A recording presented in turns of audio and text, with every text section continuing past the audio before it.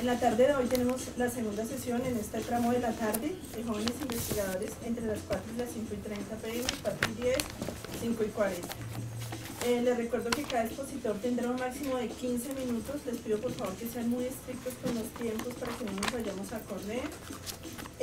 Habrá un espacio de 5 minutos después de cada ponencia para preguntas.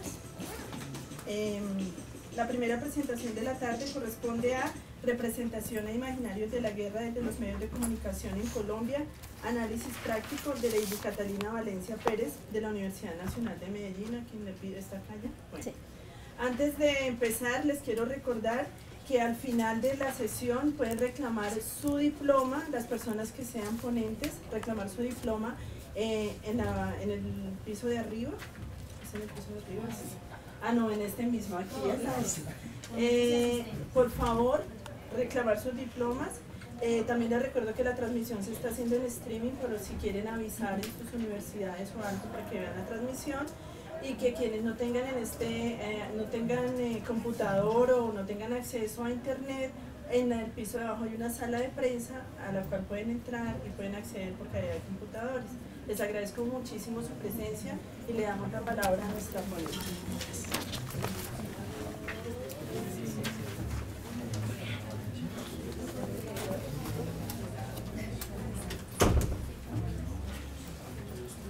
Buenas tardes, mi nombre es Lady Catalina Valencia, soy politóloga de la Universidad Nacional de Colombia y en esta ocasión pues quiero compartir un tema que me ha llamado profundamente la atención en mi trasegar académico, y es representación e imaginarios de la guerra desde los medios de comunicación en Colombia, análisis práctico. Quiero pues hacer primero que todo como unas claridades metodológicas.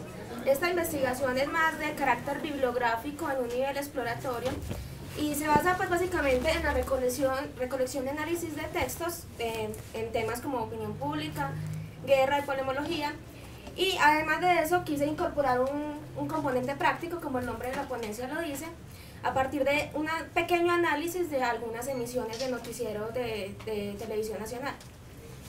Quisiera empezar con esta frase pues, que se le ha atribuido a Sun Tzu, uno de los grandes teóricos en su libro El arte de la guerra, porque me parece que resume en parte lo que quiero expresar. Todo el arte de la guerra se basa en el engaño. El supremo arte de la guerra es someter al enemigo sin luchar. Quiero como exponer cuáles fueron las preguntas de investigación pues, que me orientaron. La primera es: los medios de comunicación masiva en Colombia, especialmente los televisivos, están alineados con el establishment o la posición política dominante, informando entonces desde un ángulo del conflicto armado que es favorable al gobierno de turno. Segunda, la exposición permanente de los ciudadanos a imágenes y noticias de la guerra en Colombia ha conllevado a la degradación y prolongación del conflicto en este país. Tercera, ¿hasta qué punto el manejo y divulgación de información desde los medios de comunicación masiva como la televisión influyen en la concepción que el ciudadano de a pie tiene sobre la guerra? Varias cosas. Las preguntas de investigación son bastante ambiciosas. Yo diría que al concluir, y lo digo entre comillas porque en realidad esta investigación tiene mucha tela por cortar aún, yo diría que solo se pudo responder parcialmente a la primera y a la segunda pregunta. Conceptos preliminares que me parecen importantes para, digamos, antes de entrar al análisis detallado. Opinión pública, guerra e imaginarios sociales. Los voy a abordar de manera muy rápida. En primer lugar, pues la opinión pública, que es el tema que nos convoca en este congreso, podemos definirla o separarla como en sus dos palabras, opinión y pública.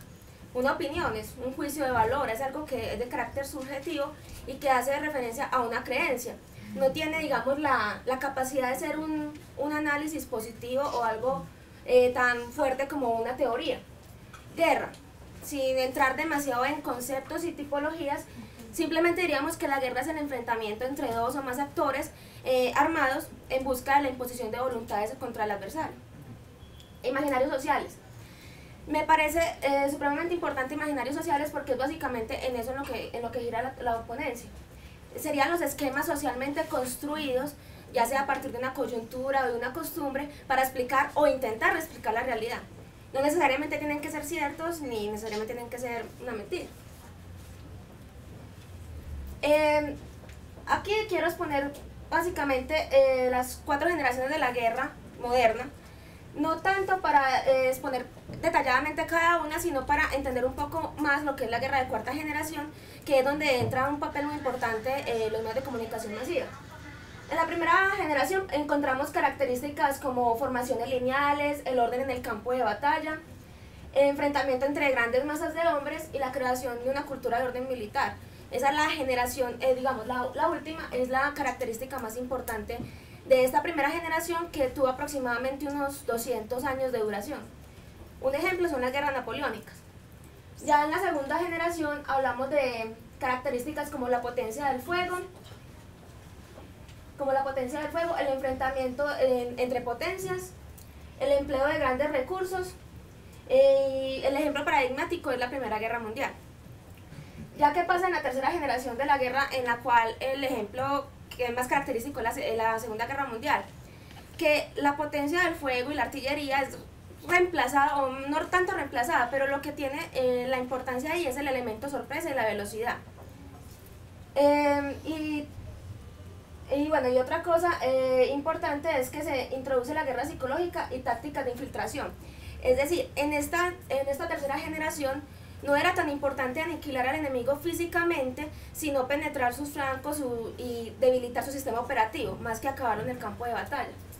Y ya la cuarta generación, que es como tal la que nos convoca en este tema, o la que tendría que ver con este tema de opinión pública, tenemos varias características. El Estado pierde su monopolio sobre la guerra, es decir, ya no vemos guerras como tal de Estado contra Estado, sino el Estado contra grupos terroristas, que es lo que se ha puesto, digamos, muy en boga después de los atentados del 11 de septiembre, y también podemos hablar de guerras más entre culturas que entre los mismos estados. Las grandes unidades militares son complementadas por un gran aparato mediático. ¿Qué pasa con el concepto de guerra de cuarta generación? Esta generación empezó, digamos, a teorizarse más o menos a finales de los 80 por William Lynn, un oficial norteamericano, y entonces suele asociarse con un concepto de la posguerra fría. Pero ¿qué pasa? En los 90 pues el concepto la verdad no fue muy desarrollado, pero cuando pasan los sucesos del 11 de septiembre vuelve otra vez a tomar fuerza este concepto y se le introducen características como la guerra asimétrica y la guerra contraterrorista.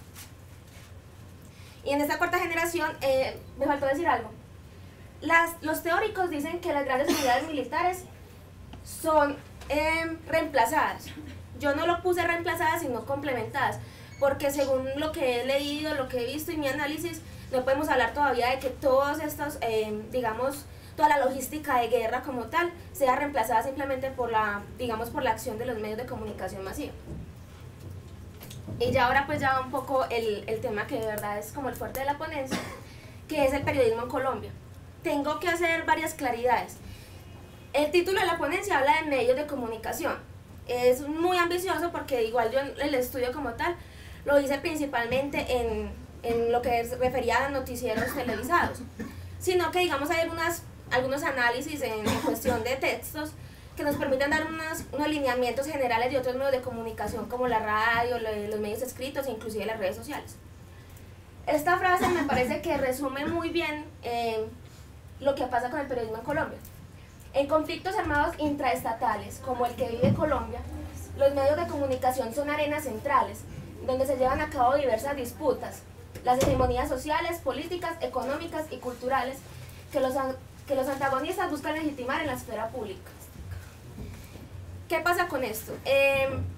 Las guerras no se libran nada más en el campo de batalla, no es nada más el enfrentamiento, digamos, en términos del conflicto armado, lo que pasa en el Cauca o como lo queramos analizar, sino que las guerras también, y en el caso colombiano, se libran a través de los medios de comunicación masiva, en el cual los diferentes actores del conflicto se pelean el acceso, no solamente el acceso, sino la significación, y todo eso gira en torno a la visibilidad.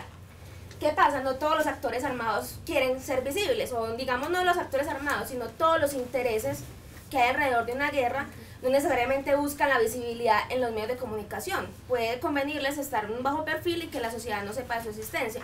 Pero digamos en términos generales, los actores más representativos buscan esa visibilidad a través del acceso, es decir, tener la oportunidad de expresarse, de mostrar cuál es su punto de vista o cuál es su digamos, los intereses que persigue, y la significación, que es donde empieza toda la maquinaria de producción de sentidos que pueden contribuir los medios de comunicación masiva. Para hacer, digamos, el análisis práctico en esta investigación, tomé 3 noticieros de emisiones nacionales. Fue por periodos cortos de tiempo, pero me parece que se sacaron resultados importantes a pesar de no ser periodos prolongados. Analicé 3 noticieros: el noticiero Caracol Televisión en la emisión central, que es la de las 7 de la noche, CMI, que pertenece pues a una cadena mixta de televisión, y un par de noticieros de RCN.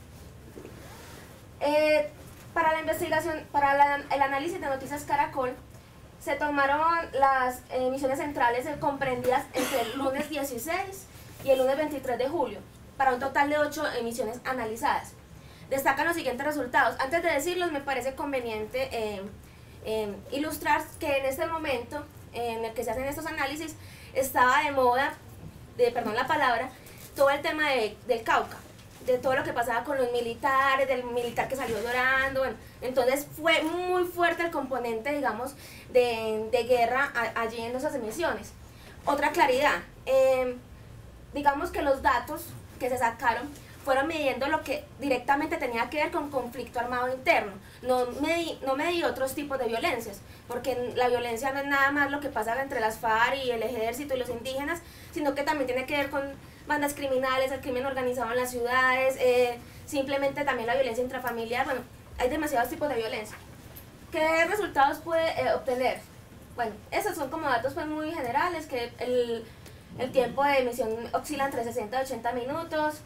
Generalmente la mayor parte de los titulares están vinculados directa o indirectamente con el conflicto armado y con las violencias. Se le da cierta importancia en Caracol, repito, a redes sociales, y al incluir durante su emisión un gráfico permanente en pantalla donde se puede apreciar los comentarios emitidos en redes sociales como Facebook, Twitter, por parte de los directivos del noticiario y por parte de algunos de los seguidores. También filtran pues muchos de los trinos que se les envían.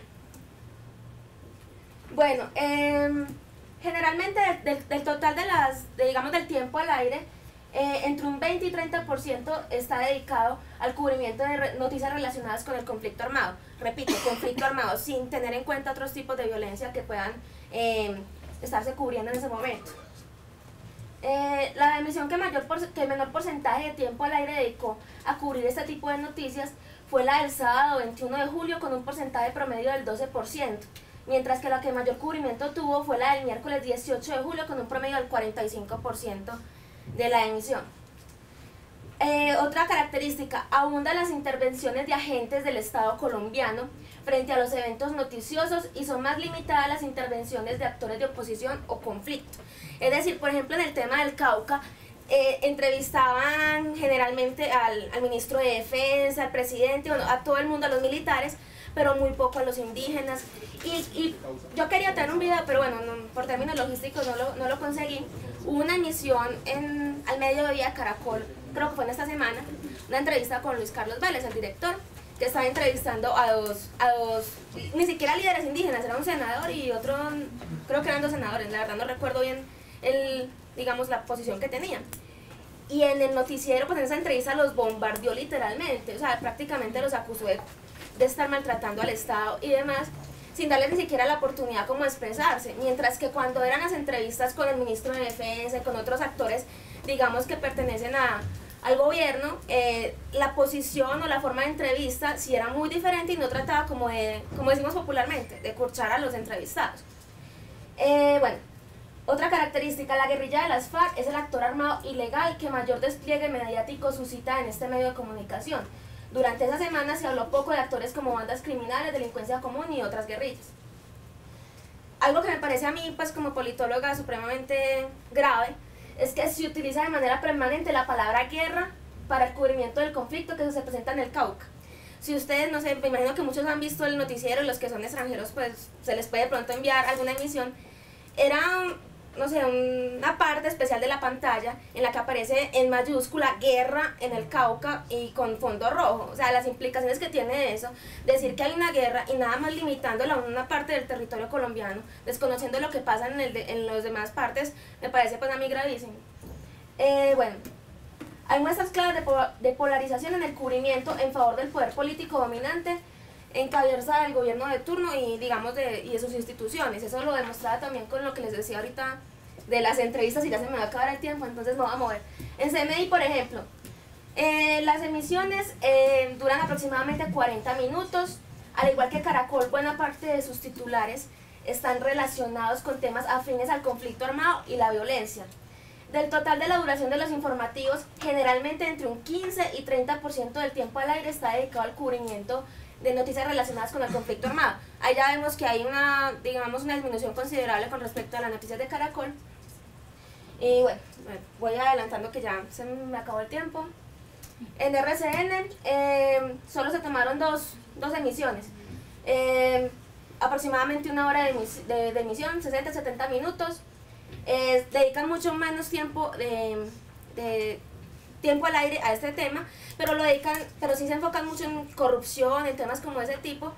Y bueno, esto no lo puse acá en la ponencia, pero me parecía pertinente mencionar las maneras, digamos, de interacción con los usuarios de los diferentes noticieros. Entonces, por ejemplo, vemos que la página de Caracol está muy bien formulada para ustedes las emisiones anteriores, por tiempos y demás, mientras que en RCN no se cuenta con esa característica. CMI también puede usted entrar y ver las emisiones de determinadas fechas.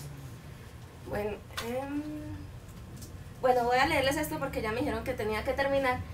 Los medios de comunicación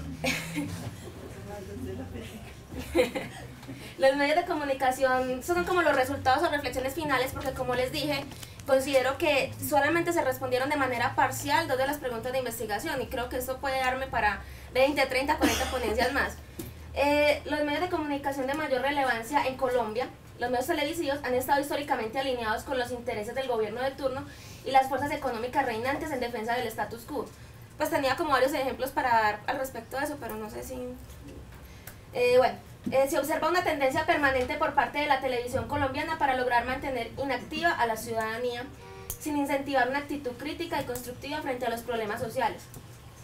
Los noticieros están totalmente sumergidos en la dinámica del infoentretenimiento, mediante la mezcla permanente de temas banales e intrascendentes con noticias de alto calibre y relevancia nacional. La narración en los medios nacionales tiene generalmente un tono de tragedia y sensacionalismo, entonces pueden mostrar que, no sé, una masacre en algún lugar del país y posteriormente tal artista se casó, entonces pues es como esa dinámica, muestro imágenes muy violentas, pero lo compenso con deportes, con imágenes curiosas, con lo que pasó en la farsando y la criolla, como dicen por ahí. Que en mi opinión y según pues digamos lo que he estudiado, el tipo de cubrimiento del conflicto armado por parte de los medios de comunicación en Colombia sí ha contribuido a la construcción de imaginarios sociales afines al odio y la segregación, justificando la violencia de alguno de los bandos en conflicto y rechazando tajantemente la del otro. Además, y debido al sensacionalismo y dramatismo permanente que se apodera de las pantallas de televisión colombiana, las imágenes del conflicto parecen ser cada vez más digeribles, sin suscitar mayor asombro e indignación. Aquí llamo lo de degradación del conflicto. Vuelve un poco... Bueno, ya, dejemos así. Bueno, me disculpan, yo soy aquí la villana del paseo, pero si no, no podemos hacer el proceso correctamente. Para tener un orden mejor, vamos a hacer las ponencias todas seguidas y al final hacemos las preguntas en general. Entonces quiero llamar a la segunda ponencia. La segunda presentación se llama Representaciones de la objeción de conciencia frente al servicio militar obligatorio en los medios colombianos, de Camila Rodríguez Espinosa y Sandra Zeleita Roa, de la Universidad Santo Tomás de Bogotá.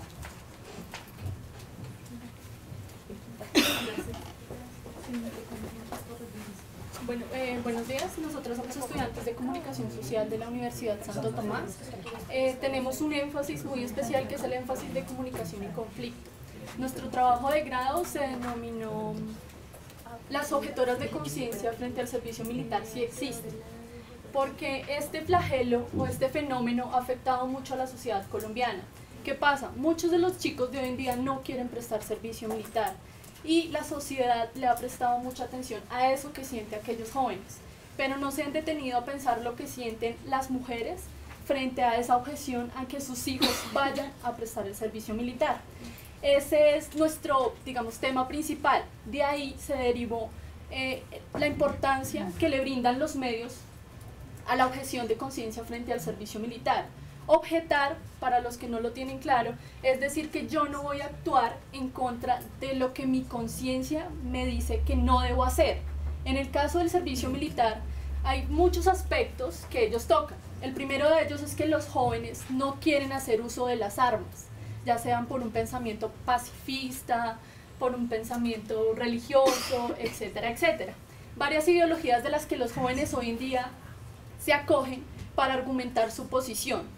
La segunda es que ellos no están de acuerdo con el conflicto armado, ni con el conflicto armado, ni con el conflicto urbano, ni con ningún tipo de conflicto, porque ellos creen que la salida a lograr una paz efectiva es a través del diálogo y a crear otros escenarios que no sean específicamente escenarios de violencia, donde yo te tengo que matar a ti para lograr lo que yo deseo. Y el otro, y el final, es el posicionamiento de aquellos jóvenes que no quieren ni ser parte del ejército, ni utilizar armas, ni ponerse un uniforme, ni tienen ningún tipo de afinidad con la institución militar. ¿Por qué? Porque no están de acuerdo con sus acciones de matar al otro, de hacerle daño al otro con tal de conseguir lo que quiero. Nosotros en esta investigación nos basamos específicamente en 3 años. El primero de ellos es en 1996, el segundo es el 2011 y el tercero 2012. Estos 3 años son trascendentales para el proceso de investigación. ¿Por qué? En el año 1991 se hizo una reforma a la Constitución Política en la que se establecía que el servicio militar obligatorio era obligatorio para todos los hombres mayores de 18 años. Pero ¿qué pasa? En 1996 se habla desde la institución militar a la ley de incorporación. La ley de incorporación es aquella que te dice, sí, usted tiene 18 años, pero usted es exento del servicio militar, sí. Tiene algún tipo de discapacidad. Si usted mantiene a sus padres porque sus padres no pueden trabajar por usted. Sí, bueno, ahí hay varias características que le dicen a usted qué puede hacer para no ir al servicio militar. Una de ellas, y que viene desde la Declaración de Derechos Humanos, y que nosotros nos basamos y ellos y todo el mundo se basa, digo todo el mundo porque la objeción de conciencia no solo nace aquí en Colombia, sino está en España, está en Israel, en varias ciudades del país en las que ellos ya pueden ir a presentarse al batallón y decir soy objetor de conciencia porque mi pensamiento es absolutamente pacifista y ello me impide alzar un arma, matar a mi hermano, a mi enemigo, lo que evita que ellos participen activamente en el conflicto armado. ¿Qué pasa? Nosotros tomamos alrededor de 24 medios, entre ellos nacionales, a grandes rasgos El Tiempo, Caracol, medios impresos, medios virtuales, ¿sí? Nosotros le dimos mucha importancia a los medios impresos. ¿Por qué? Porque canales como RCN, City TV, Canal Caracol, no le dedican tanto tiempo al rollo de la objeción de conciencia, porque ellos, como hacen parte del Estado, no les interesa que los jóvenes, que son los que conforman el pie de fuerza, salgan a decir no, es que yo vi en RCN o yo vi en Caracol que a través de estos medios y de estos métodos y argumentando esto puedo no asistir a prestar servicio militar. ¿Me quieres hablar? Bueno, entonces a partir de esto nos comenzamos a dar cuenta que realmente los medios no manejan como tal la objeción de conciencia como un tema central y lo presentan como una alternativa no declarada aquí en Colombia. ¿Qué pasa? Legalmente el rol del objetor no está reconocido. Hay un grupo de abogados que viene trabajando en la Universidad de los Andes con otras organizaciones como CIVIS, como ACOC, para poder establecer acá el rol del objetor de conciencia frente al servicio militar. Creo que por la polémica que están escuchando del procurador, muchos el día de hoy han entendido que él está mencionando el rol de objetar. objetar por conciencia frente a otros temas como lo son la medicina, el aborto, entre otros casos. El del servicio militar aquí en Colombia no está realmente legalizado y no lo reconoce como tal las élites ni las Fuerzas Armadas. Entonces nos dimos cuenta que cuando los medios mencionan el rol del objetor o el derecho a objeción de conciencia, lo que mencionan es que algunos grupos o que la gente está tratando de legalizar la objeción de conciencia, pero no mencionan cómo se logra, qué se hace, qué proceso trae, por qué los jóvenes pueden utilizar esta herramienta legal, y desconocen totalmente que existe el artículo 18 de la Constitución. Entonces lo que hacen es presentar una figura que no solo es desconocida para los jóvenes, sino que para los medios realmente también es desconocida. Entonces encontrábamos cosas como que entre lo que ellos van, o sea, entre los formatos que se van encontrando, se encuentran entrevistas, crónicas, noticias, pero frente a esto siempre se consultan las fuentes, son élites. Entonces consultan al abogado, al general, al que está en suboficial para incorporaciones o a la oficina de incorporación de las Fuerzas Armadas. Nunca consultan a un grupo o a un colectivo que sepa el tema o que realmente esté legalizando como tal la figura. Entonces los formatos que manejan realmente son bastante incorrectos, digámoslo así, o presentan la noticia pero dicen como incorpórate ya o únete a las Fuerzas Armadas, o los jóvenes que se unan a las Fuerzas Armadas recibirán beneficios, y en alguna parte uno que otro medio menciona y el que no quiera hacerlo puede estar eximido por tal y tal requisito, que son los que pues mencionábamos, o por la objeción de conciencia, pero no mencionan qué es, cómo se hace, por qué. Entonces no solo entendíamos que los medios omiten esto, sino que realmente hay un desconocimiento total por esa figura. O puede ser la otra posición, que los medios realmente no quieren que la sociedad conozca la figura para que el pie de fuerza del ejército siga siendo el mismo, para que aquellos que son nuestros hijos y se convierten de hoy a mañana en soldados porque el Estado los obliga, pues no digan, no, yo ya no voy porque no, o sea, yo escuché que no iba ya. ¿Qué pasa? Nosotros mientras hicimos el análisis de varias noticias que nos salieron, encontramos que ellos utilizan dos lenguajes, el lenguaje pro paz y el lenguaje pro guerra, ¿sí? No podemos decir que RCN solamente utiliza el lenguaje pro guerra, que ese es un análisis bien interesante, que se supone que nosotros siempre tenemos enmarcados a los grandes medios de comunicación como aquellos que dicen palabras, como lo decía la compañera anterior, como guerra, muestra imágenes alusivas a, no sé, siempre que menciona noticia de muertos, muestran los cadáveres, cuentan cuántos muertos, sino que también ellos también tratan de no involucrarse mucho en el asunto. ¿A qué me refiero?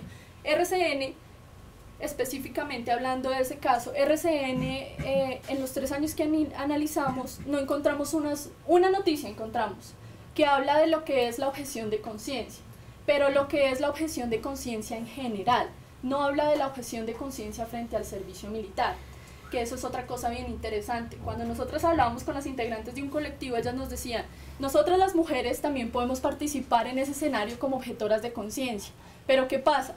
Los que van a prestar servicio militar son los hombres. Por el hecho de que sean los hombres los que van a prestar servicio militar, no quiere decir que solamente les interese a ellos el asunto de objetar por conciencia, porque yo soy madre, porque yo soy mujer, porque a mí también me interesa ser y participar en ese espacio. ¿Qué sucede? Nosotros a lo largo de la investigación encontramos que definitivamente cada noticia no estaba ni muy para el lenguaje pro paz ni muy para el lenguaje pro guerra. Las dos. Porque nosotros analizamos medios alternativos, medios masivos y medios oficiales. Si hablamos específicamente de los medios alternativos, en ellos encontramos que sí difundían la figura del objetor de conciencia, y la difundían a tal manera que era entendible para cualquier joven lo que ellos querían dar a entender sobre la figura. Pero ¿qué pasa? Al mismo tiempo demonizaban el enemigo. El ejército es el malo, el ejército comete violaciones al derecho internacional humanitario, a los derechos humanos. Y entonces nosotros ahí decíamos, bueno, ¿y qué pasa? ¿Dónde queda el resto? ¿Dónde queda la participación de los medios masivos por informar a la sociedad sobre la figura? Entonces, bueno, básicamente lo que hacen, como decía mi compañera, demonizan como tal el enemigo. Entonces siempre se paran en el paralelo de si se está hablando de la incorporación al ejército, entonces es únete a la Fuerza Armada, el sentido de pertenencia, entonces se comienza a hablar de nacionalismos, entonces porque tu patria te necesita, porque el país así lo requiere, porque estamos en un conflicto y buscamos todos la paz y los colombianos buenos queremos la paz, entonces tú te unes a las fuerzas y la otra parte del conflicto sí tiende a ser entonces los grupos armados que son totalmente demonizados. Nunca se parcial, o sea, nunca existe una parte neutral de la información, sino que como ellos son los malos, entonces tú entras a combatir a esos malos que te hacen daño a ti, a tu país, son los que generan conflicto, pobreza, son toda la problemática real de nosotros, y cuando ellos se acaben, entonces ya el país va a ser perfecto. Cuando ellos mencionan eso, no solo comienzan a desinformar a la población, sino que comienzan a venderle a los jóvenes la idea de que tienen dos opciones, el ejército o prestar servicio militar es una opción, una alternativa de vida, o tú lo estás haciendo porque es que tú eres colombiano y esa es tu responsabilidad con la patria. Ese sentido patrio lo mencionan ellos por ser hombre, por ser tú el que va a prestar servicio militar, pero ignoran el resto de los roles que puede tener tanto el hombre como la mujer como sujeto político. Entonces, ¿qué pasa?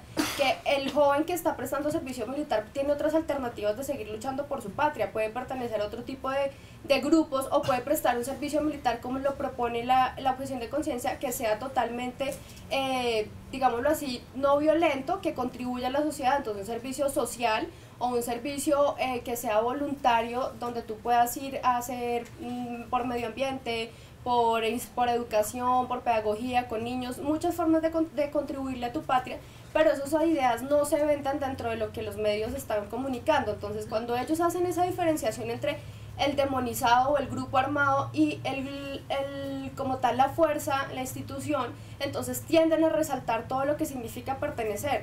Entonces no solo te venden un nacionalismo, sino que te venden que el hecho de que tú ser parte de las fuerzas militares te da a ti un gran poder, un gran rango, tú estás recibiendo un sueldo, es una alternativa, te van a educar. Muchos de los titulares que encontramos decía, los jóvenes que se integran en las Fuerzas Armadas serán capacitados en tecnología, serán capacitados en las TIC, serán capacitados en ingeniería civil, cosas que realmente son buenas y que es de destacar, pero entonces se vende la idea de que si usted lo hace puede conseguirlo, si usted no se une a las Fuerzas Armadas no va a conseguirlo.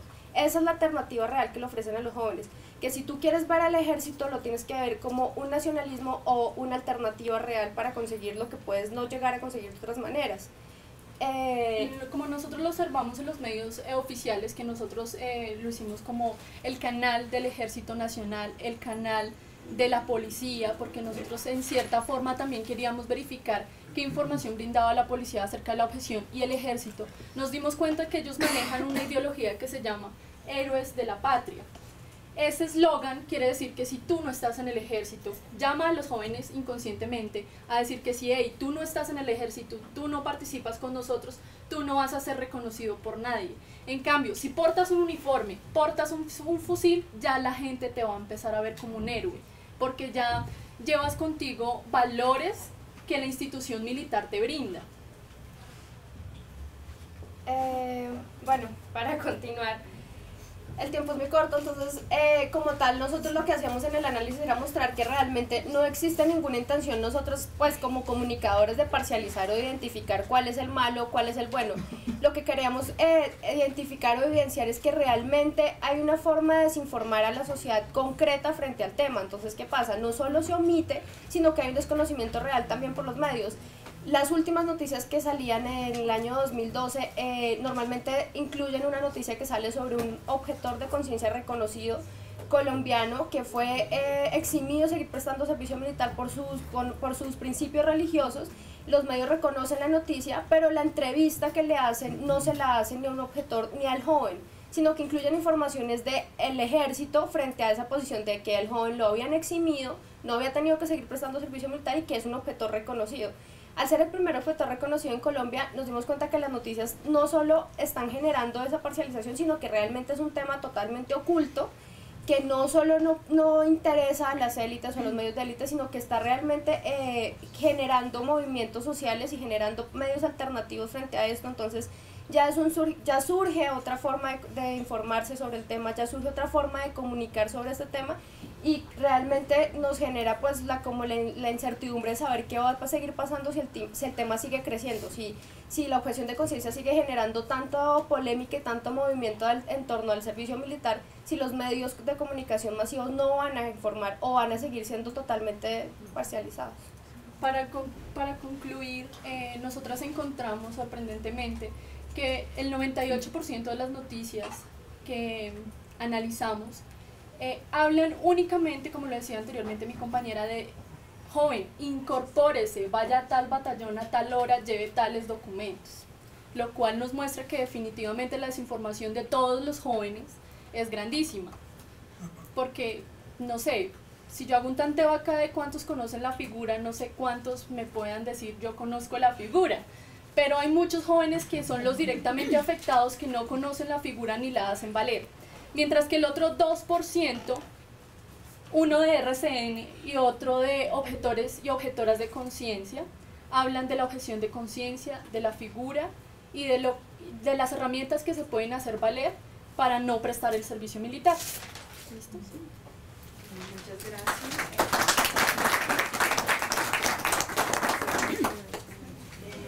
Queremos invitar a la ponencia Opinión Pública Uribista, la intolerancia política manifestada en el papel, de Joseph Eduardo Mesa Cuesta.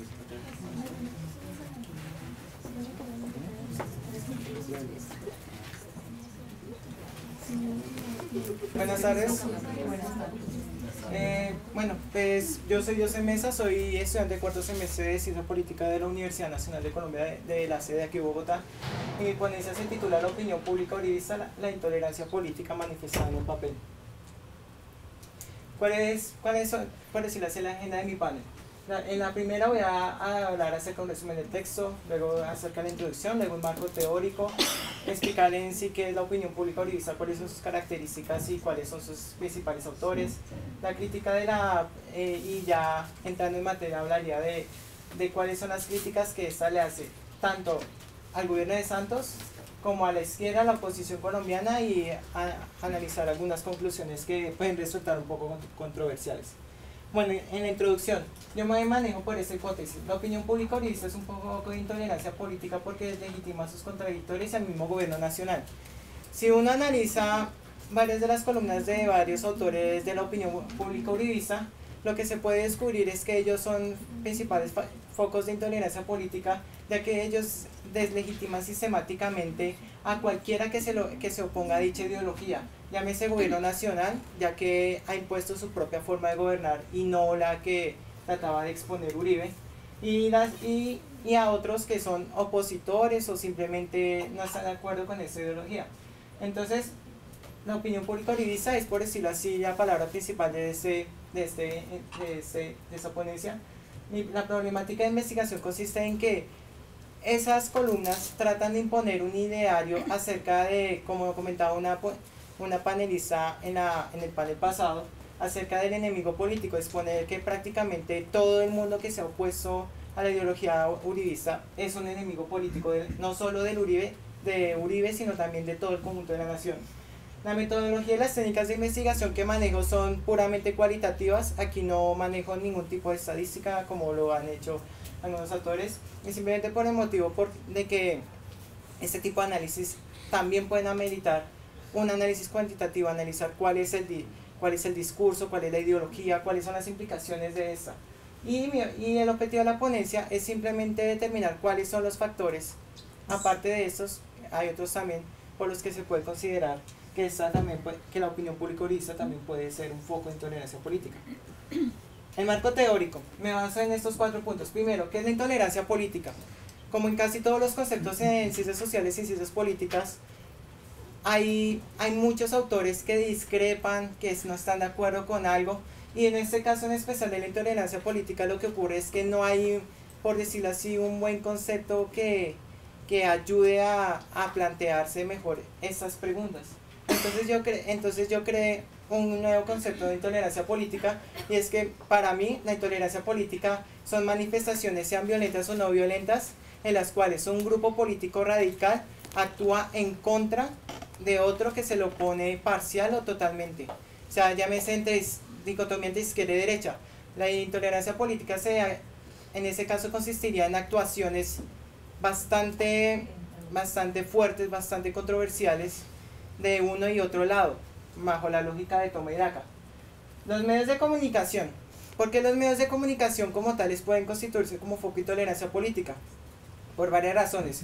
Número uno, al estar controlados por los intereses de aquellos que los controlan, lo que puede ocurrir es que ellos pueden, número uno, tienden a deslegitimar a otros actores políticos que no comparten o que simplemente son opuestos a ese dicho discurso oficial. Otra razón de ello es porque, como lo mencionaba la primera panelista, es que no se les permite el acceso a ellos para decir cuáles son sus objetivos, cuál es su ideario político y por qué están pensando eso. Como tal, la opinión pública, ya yendo más abajo, pues, se toma en cuenta porque en los medios de comunicación puede que sistemáticamente sean focos de intolerancia política o simplemente sean algunos actores dentro de ellos los que lo hacen. Entonces en ese caso se llamaría la opinión pública. En este caso tomo en cuenta el concepto liberal de la opinión pública, que dice que supuestamente todo el pueblo es el que debería formarse una opinión pública para evaluar y para corregir las actuaciones de sus líderes políticos.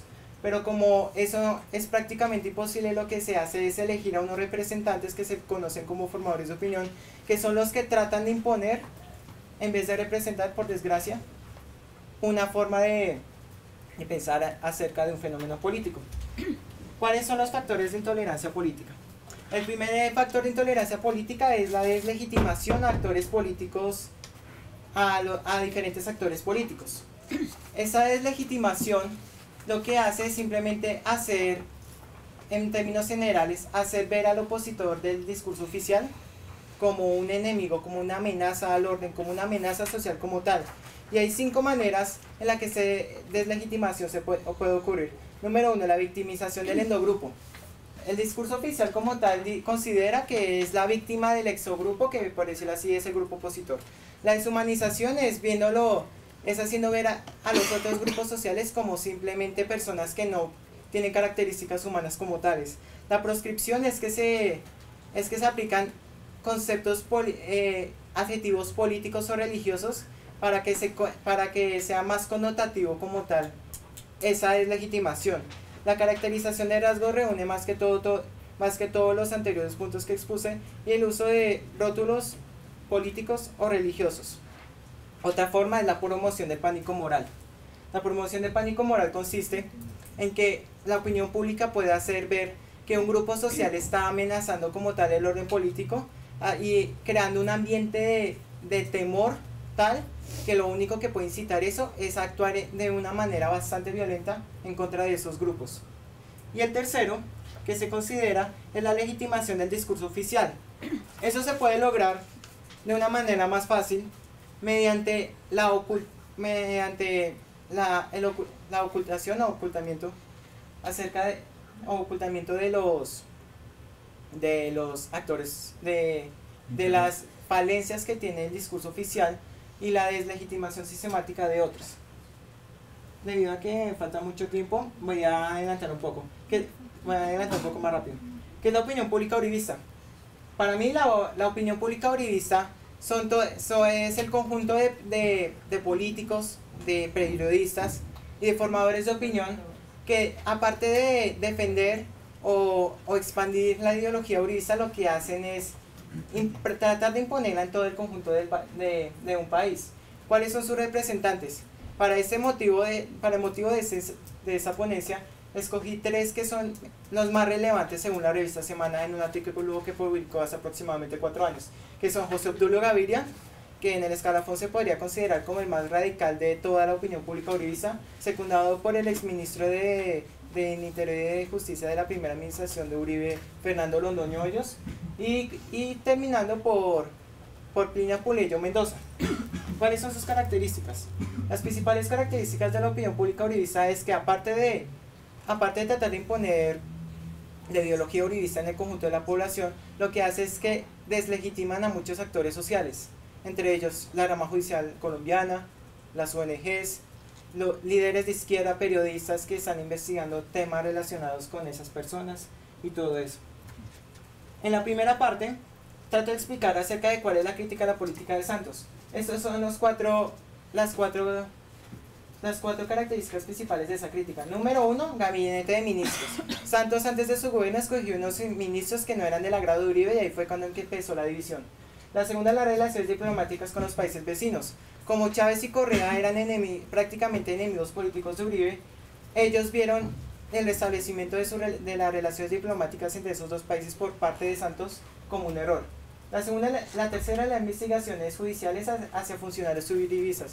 Como ustedes saben, hay muchas investigaciones en torno a Álvaro Uribe Vélez y a muchos de sus funcionarios que han puesto en tela de juicio acerca de su accionar político durante sus 8 años de gobierno. Y la última es la seguridad, y que es la más importante, que es la seguridad y los diálogos de paz. Ahorita se están adelantando unos diálogos y obviamente los uribistas están diciendo que eso es prácticamente un error porque estamos haciendo que el país vuelva al estado en el que estaba hace más de 10 años. La consecuencia de ello, número 1, estigmatización de la gestión de Santos. Y número 2, fomento de la inestabilidad nacional, haciendo ver que toda la situación del país está pésimo, está malo. Ocurre esto: división política entre uribismo y santismo. Esta es una de las divisiones políticas más graves de los últimos tiempos, ya que estos dos actores prácticamente están combatiendo en el campo, no solo en el campo de la opinión pública, sino aproximadamente en el campo electoral, ya que Santos está posiblemente pensando en una reelección y además Uribe también está pensando en volver al poder. Los 4 medios son Twitter, El Tiempo, El Colombiano y Cable Noticias, que utilizo aquí, simplemente porque ellos son en los que más aparece esta opinión pública uribista. En la segunda parte, hablo de la crítica a la izquierda y la oposición colombianas. Como la opinión pública uribista se caracteriza por su dogmatismo, lo que ocurre es que a periodistas, ONGs, guerrilleros y líderes de la izquierda los consideran como enemigos de la patria y prácticamente considera que a ellos hay que exterminarlos, que hay que perseguirlos, y mejor dicho, no hay que creerles por el simple hecho de que están en contra de la ideología uribista. Puntualmente, tomo 4 casos, bueno, 3, ahí puse otros simplemente para rellenar la gráfica. En realidad son 3. Uno es Iván Cepeda Castro, que es prácticamente, por decirlo así, el enemigo número 1 de José Obdulio Gaviria, porque ha hecho investigaciones en su ONG Movice, que es Movimiento de Víctimas de los Crímenes de Estado, en contra de militares y también de otros políticos de ultraderecha. Guillermo León Valencia, que es el director de la Corporación Arcoiris, también es uno de los principales enemigos de la opinión pública uribista, porque él ha descubierto muchos vínculos de políticos uribistas con los paramilitares, y Daniel Coronel, que ha revelado muchas investigaciones acerca de vinculaciones de varios familiares de José Obdulio Gaviria con grupos paramilitares y también con narcotráfico. ¿Cuáles son las conclusiones? Las conclusiones que utilizo aquí son a partir de 3 preguntas, porque evaluando todas esas columnas revisadas de esos 3 autores me surgieron. Primero, ¿por qué la opinión pública uribista es radical? El radicalismo obviamente es foco de intolerancia política, pero en el caso de la opinión pública uribista hay varios motivos. El principal es porque consideran que porque tratan de divinizar a Álvaro Uribe Vélez como el salvador de la patria. Entonces, en varias columnas de José Obdulio Gaviria se pueden ver esas expresiones acerca de que Uribe fue enviado por la providencia para rectificar el rumbo de ese país. No, y en serio, no se rían, es en serio, hay columnas. Es en serio. Hay columnas en las que él menciona que Álvaro Uribe es un líder providencial que vino a nuestro país para salvarlo totalmente del desastre. Y hay otra razón, que es porque ellos en sí mismos consideran que todo enemigo de Uribe es un enemigo de del país. La segunda pregunta es: ¿qué sucederá con el conflicto armado en Colombia? Los uribistas, como me han mencionado varios panelistas que han tratado la temática, es que los uribistas consideran que no hay un conflicto armado en Colombia, sino que solo hay una amenaza terrorista que debe ser exterminada totalmente por vía militar. Entonces, ¿qué sucederá con ese conflicto armado? Si el uribismo regresara al poder gracias a la opinión pública uribista, mejor dicho, el conflicto armado, quién sabe dónde terminaría, pero como estamos en diálogos de paz, pues hay una mayor esperanza. Y la última que me parece más controversial, ¿será un posible un golpe de Estado contra Juan Manuel Santos? Hay algunos que consideran que sí, pero por ahora los uribistas simplemente consideran que no es posible y que nunca ha sucedido y que nunca sucederá un golpe de Estado contra el presidente actual. Muchísimas gracias.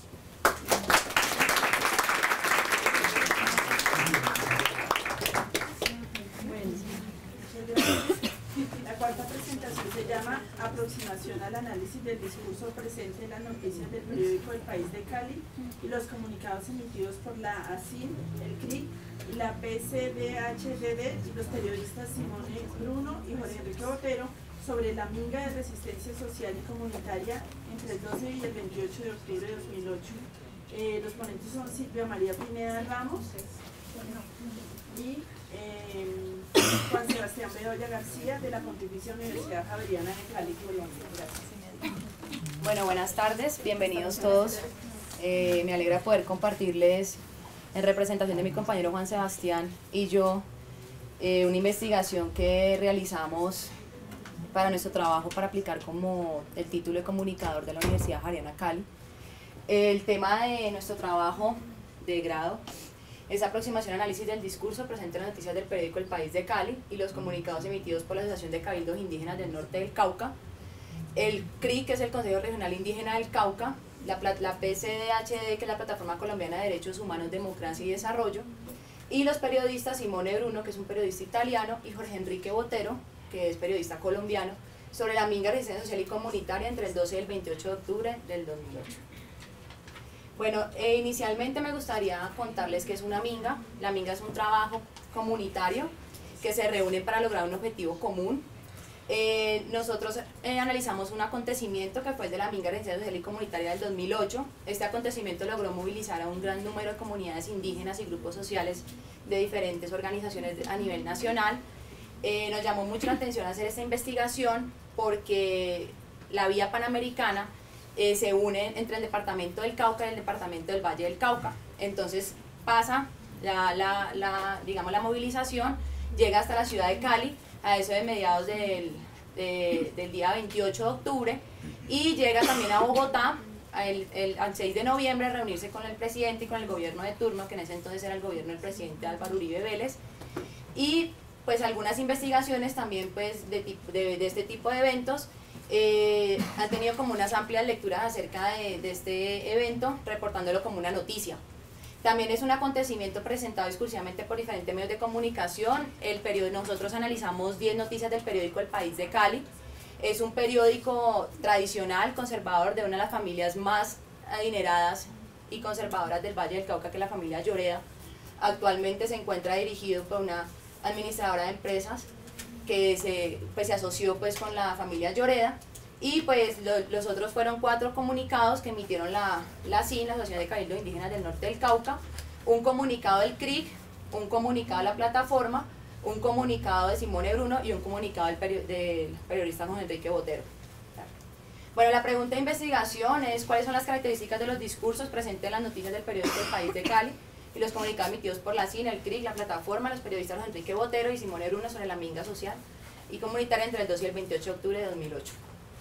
Bueno, los objetivos. El objetivo general de nosotros fue analizar mediante las herramientas metodológicas del análisis crítico del discurso, los discursos contenidos en las noticias del periódico El País de Cali y los comunicados emitidos por la ASIN, la plataforma Enrique Botero, sobre la minga de resistencia social y comunitaria entre el 12 y 28 de octubre del 2008. Los objetivos específicos de nosotros fue caracterizar cada uno de los discursos sobre los hechos relacionados con la minga y identificar cuáles son las particularidades que tienen las piezas comunicativas relacionadas con la minga indígena en los relatos seleccionados. Y ya para concluir, nuestro tercer objetivo específico fue comparar los discursos construidos por 6 emisores diferentes sobre la minga. Bueno, lineamientos teóricos. Nosotros analizamos un libro del teórico Van Dyck que se llama La noticia como discurso. Ahí lo tomamos a él como referente para nuestra metodología. Y también analizamos a Patrick Charadou en el estilo del discurso. En acontecimiento también utilizamos a Patrick Charadou. Y en los medios y el poder a Jesús Martín Barbero y a Ignacio Ramonet. Bueno, esta fue la metodología que nosotros utilizamos, como les dije anteriormente. tuvo mucha relación con la metodología propuesta por Tana Van Dijk. Entonces escogimos la macroestructura, que da cuenta de un contenido global de un discurso y de los temas que se tratan. Entonces hicimos unas categorías de análisis para identificar cuáles había sido la macroestructura de cada uno de los comunicados emitidos y de las noticias publicadas en ese acontecimiento. Entonces las categorías de análisis fueron acontecimiento principal, antecedente, consecuencia, condición, acontecimiento principal 2, razón, causa, acto principal y situación política para cada una de las noticias y de los comunicados emitidos. No, de vuelta. Ese fue para lograr nuestro primer objetivo específico. Para lograr nuestro segundo objetivo específico, analizamos la microestructura de cada uno de los fragmentos. Entonces las microestructuras son fragmentos del discurso que se desarrolla una idea puntual. Entonces en estas también tomamos como referentes a unas categorías de análisis que fueron unas fuentes y una intención del sintagma. En las fuentes quisimos analizar cuál era la intención, si era informar, legitimar, convencer o influir, y quisimos también ver la intención del sintagma, que era interpretar o persuadir. En cuanto a los resultados, bueno, en cuanto al periódico El País de Cali, nosotros hicimos como una evolución del discurso. Empezó del 12 al 14, lo que nosotros pudimos analizar fue que una actitud de diálogo con el presidente, la cual no se dio debido a que el presidente tenía que reunirse con ellos en la ciudad de Cali y nunca llegó por motivos de seguridad, lo que de una u otra forma generó que las comunidades indígenas se devolvieran y estuvieran en asamblea permanente durante varias horas en la ciudad de Cali. En cuanto a esas mismas noticias publicadas durante ese periodo de tiempo, los indígenas también fueron amenazados por las FARC, quienes se decían que se encontraban infiltrados por la guerrilla o paramilitares. Del 15 al 17, que fue el 15 al 17 de octubre, se reconfirma por parte del periódico El País un presunto nexo con las FARC al mostrar un video por CNN, el cual representa que uno de los indígenas había disparado en contra de uno de los policías o miembros de las MAD. También encontramos que los indígenas atacan a los policías. El periódico El País hace mucho énfasis en que siempre hubo destrozos en municipios aldeaños, en municipios como Candelaria, que hace parte pues, del Valle del Cauca, y en el cual también demuestran que en esos destrozos también hubo una alteración del orden público, el cual lo que generó fue que la comunidad como tal se regara y no pudiera haber como un concreto diálogo con el gobierno de turno. En cuanto al 18, hay una confirmación del vínculo con las FARC, nuevamente.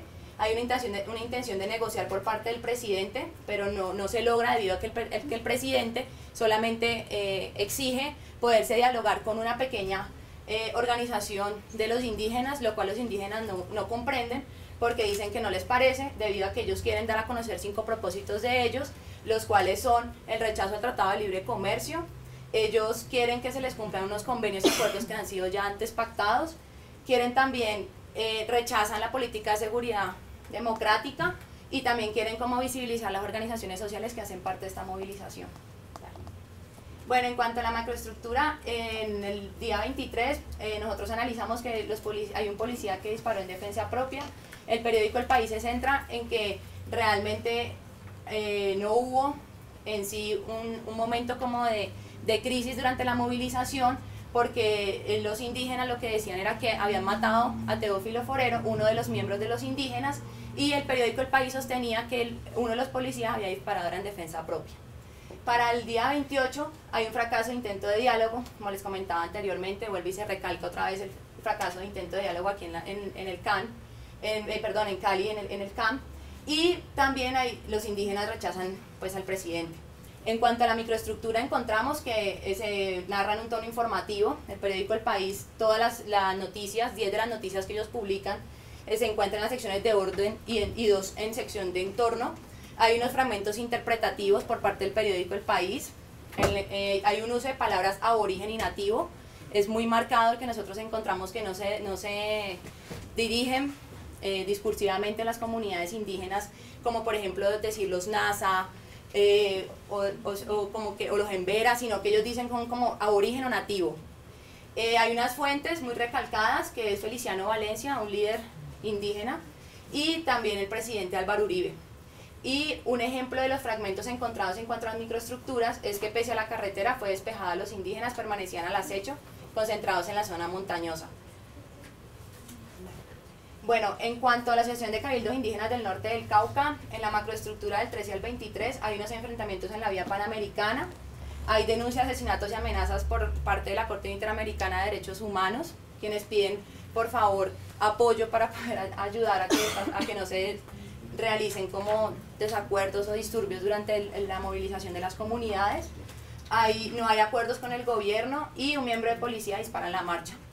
En cuanto a las microestructuras, se remarcan en un tono persuasivo, son conscientes de las cadenas que nos pesan, mañana caminaremos la palabra de nuestra decisión contra el orden que nos roba la vida y la dignidad, así.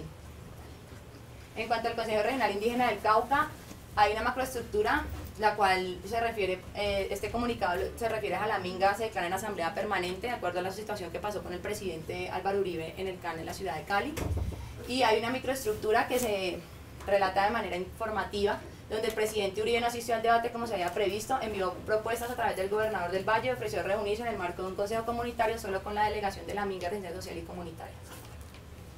Hay una pela, bueno, en cuanto a la Plataforma Colombiana de Derechos Humanos, Democracia y Desarrollo, cuanto a la macroestructura, hay una denuncia por el uso de armas de fuego y armas no convencionales, y en cuanto a la microestructura, los indígenas no lanzaban objetos explosivos ni utilizaban armas de fuego. Los mecanismos usados por los indígenas fueron solamente sus bastones de mando, garrotes, piedras y caucheras. En cuanto al periodista Simone Bruno y las macroestructuras, hay enfrentamientos en la vía panamericana, hay una ofensiva mediática y la minga de los pueblos continúa su movilización hasta la ciudad de Bogotá. En cuanto a microestructuras, la resistencia de los indígenas se ha mantenido por más de 24 horas y después de 2 días, en este momento la carretera parece nuevamente tomada. Se presenta en tono informativo el comunicado del periodista Simone Bruno.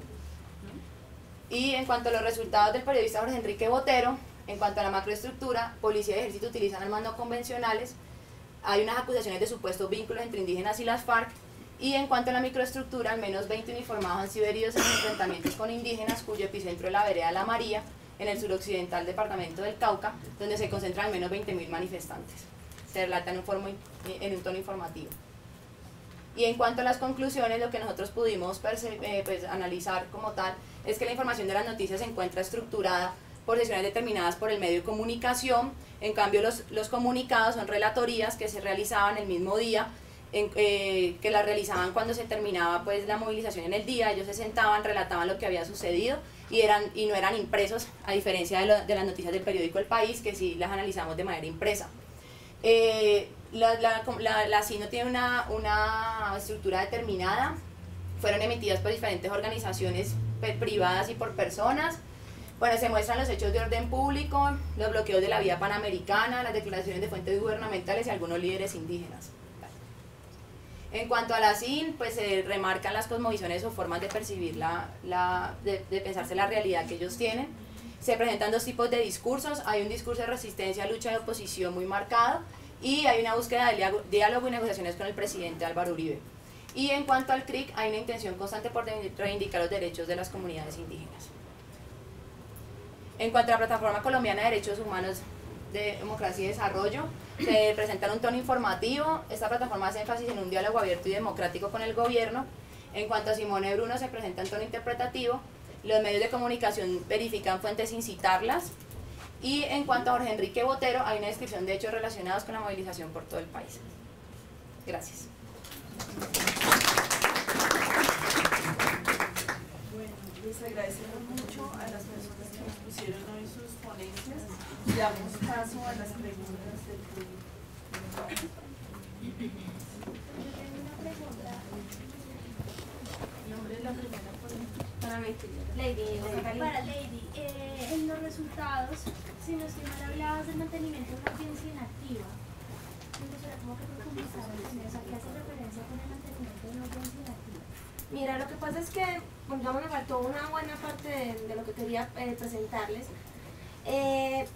A lo que me refiero con audiencia inactiva, lo quiero poner en esos términos. A los medios de comunicación en general, vemos que hay una tendencia como para que la sociedad asuma como normal todo lo que va pasando a su alrededor, todo lo que tiene que ver específicamente con el tema de la guerra, del conflicto. Cuando se asume esta normalidad de la situación, la gente tiende a volverse inactiva.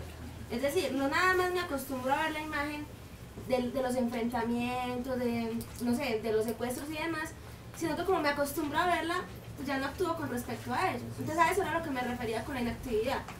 Y pues quería como no sé, aprovechar de pronto que me hiciste una pregunta, aclarar algo que me faltó por decir ahorita.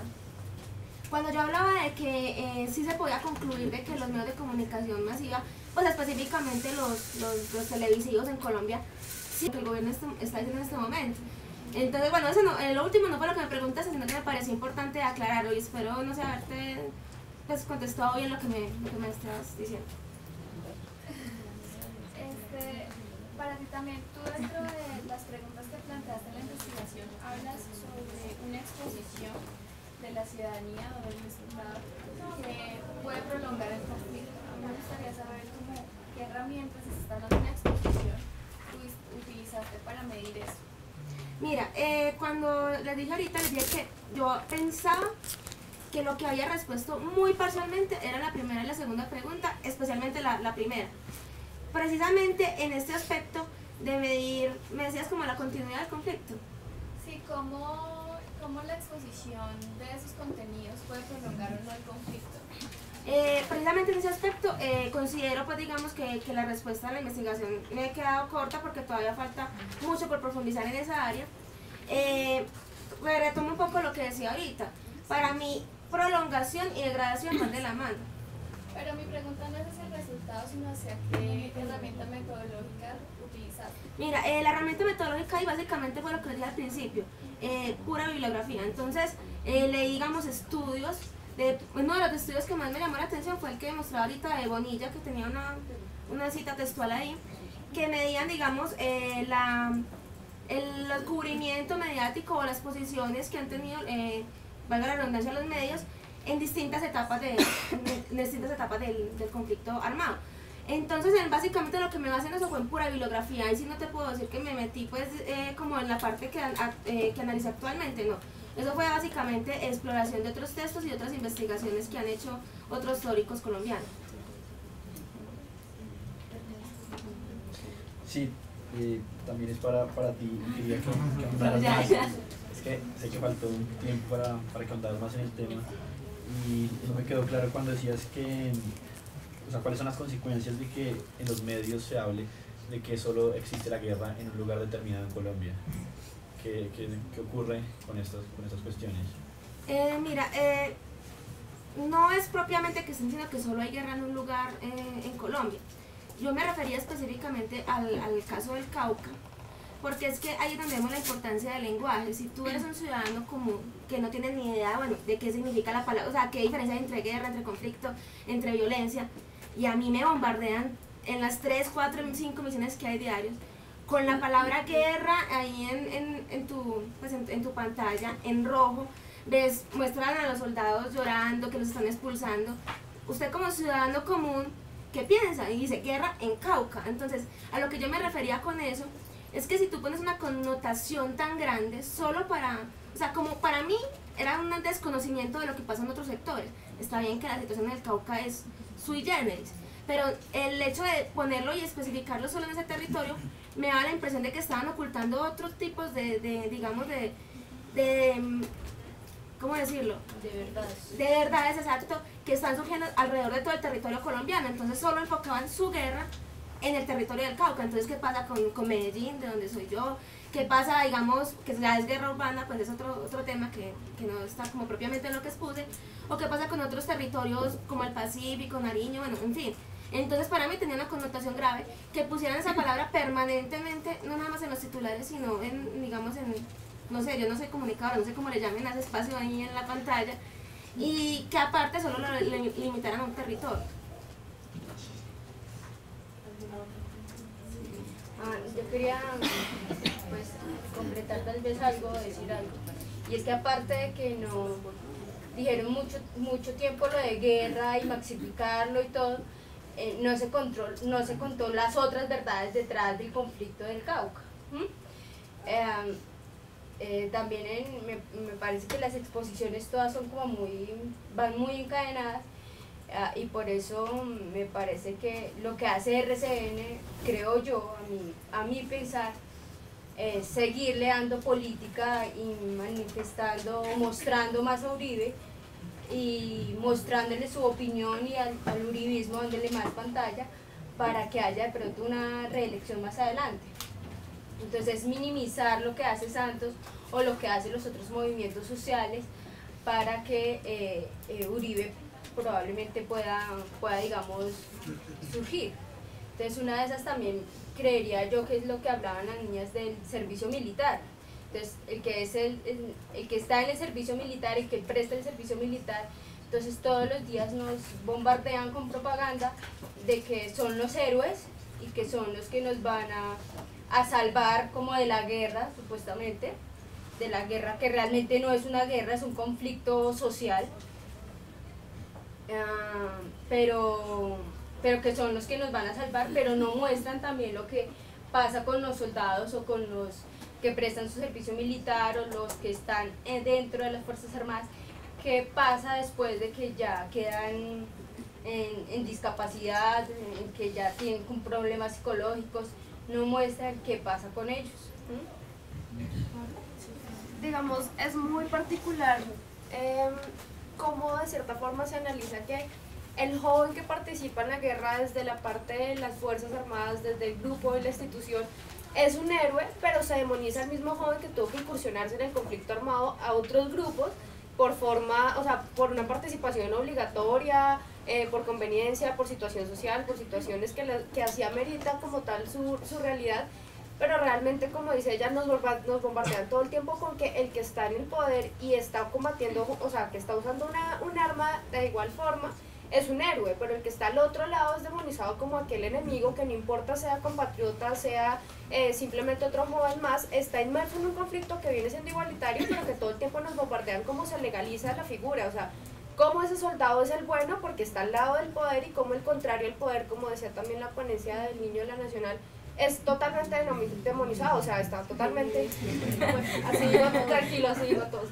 Pero realmente es así, o sea, realmente ese joven es totalmente demonizado solo por pertenecer al grupo contrario, a la oposición.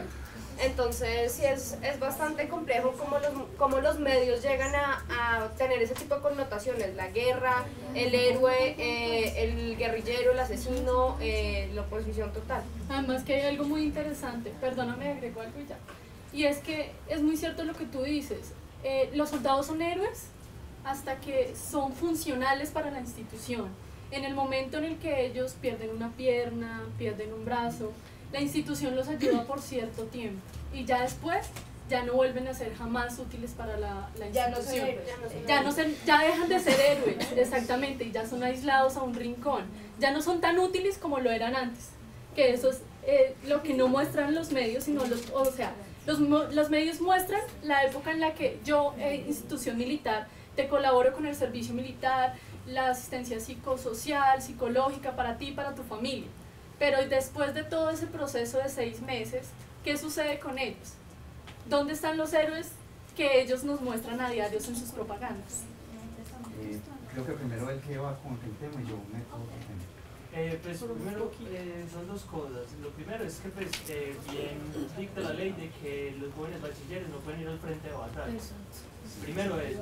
Lo segundo, al respecto de eso mismo, es que cuando se es joven y se está prestando servicio militar, y si vos si pasas a la universidad y todo, la misma institución te da prórrogas para que estudies. Bueno, hay varias cosas que me gustaría aclarar. Es cierto, la ley establece, como tú lo mencionas, que los chicos que son bachilleres no tienen que ponerse en pie de fuerza, los que son bachilleres.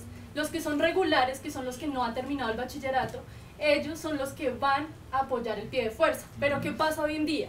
Se está hablando de la creación de la figura de soldado universal.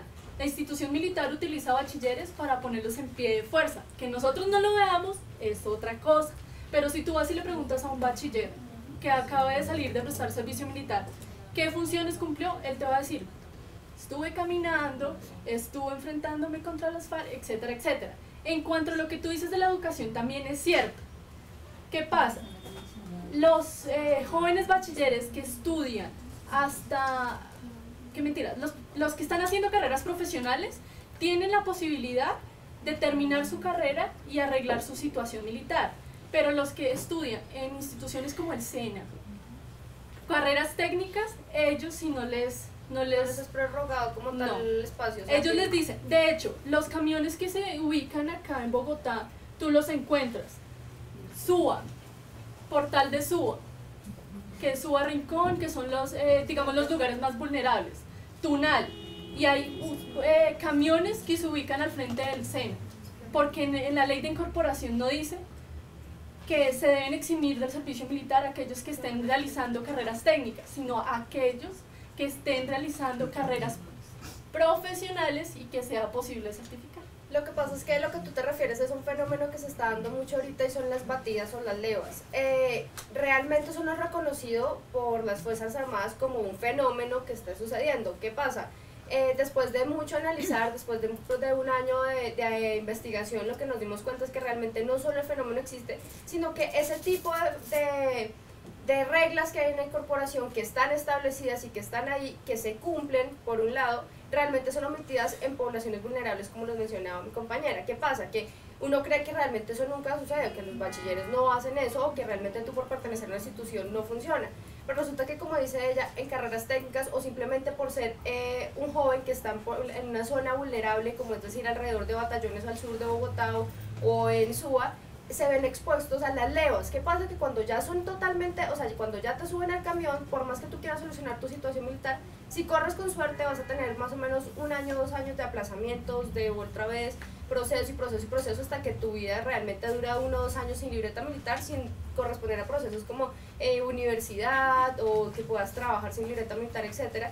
Y ese tipo de fenómenos realmente no son reconocidos, entonces por eso muchas veces la gente dice, no, está mal porque es que eso la ley de incorporación dice que no se puede hacer.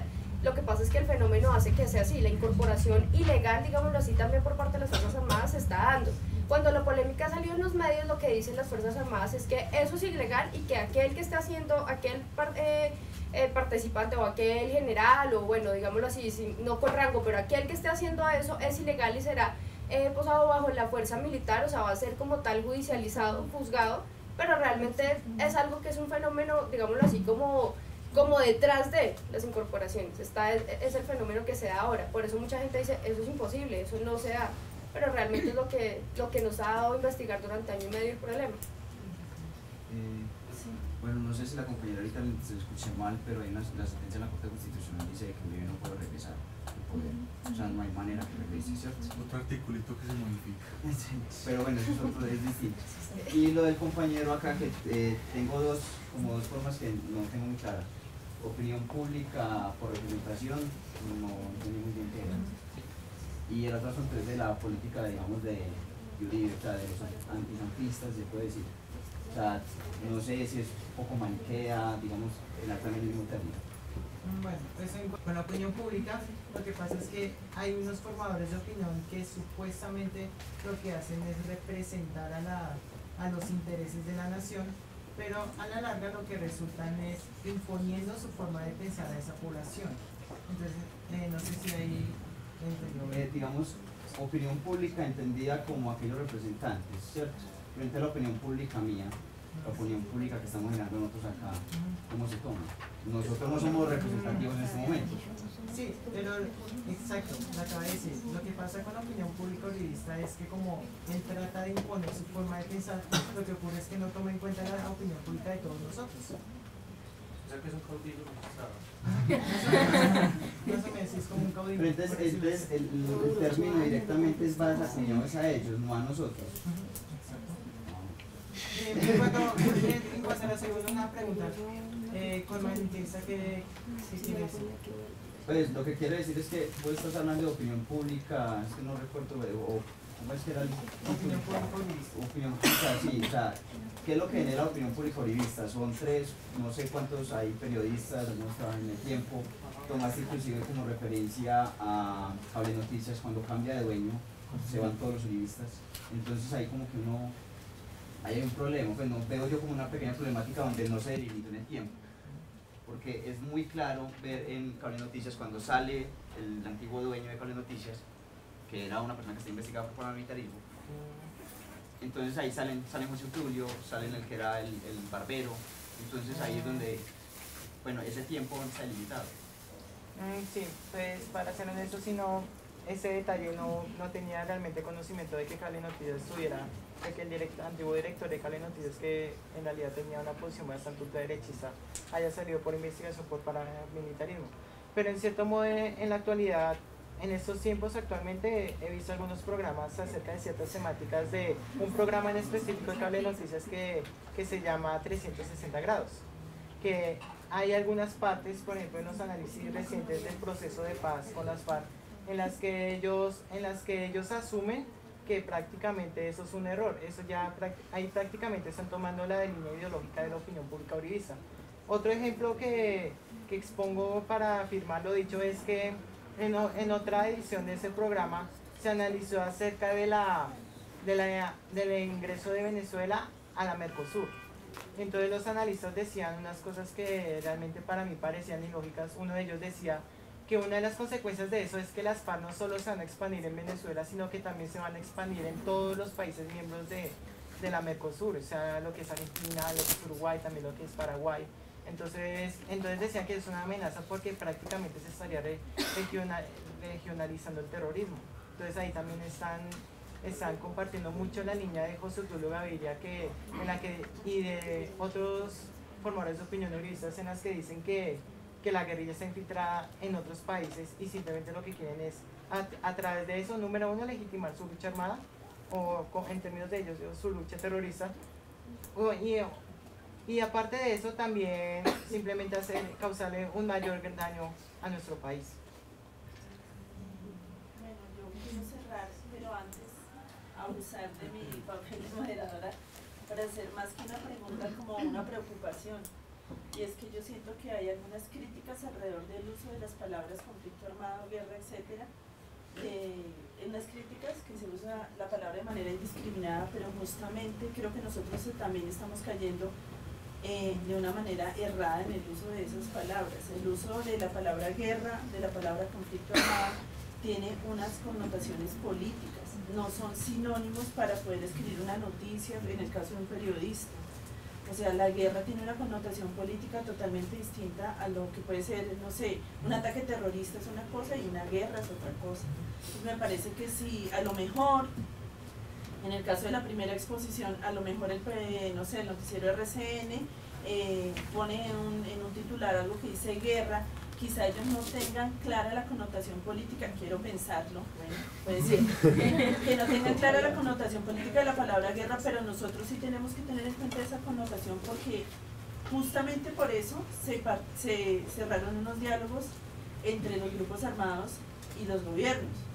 El presidente Uribe dijo que en Colombia ni siquiera existía conflicto armado y que por tanto no podía haber diálogos porque uno negocia cuando hay una connotación política y esos actores son políticos. Me parece que para poder hacer este tipo de investigaciones hay que tener mucho cuidado con eso. Hay una cantidad de teorías nuevas que han aparecido acerca del concepto de guerra, por ejemplo del concepto de guerra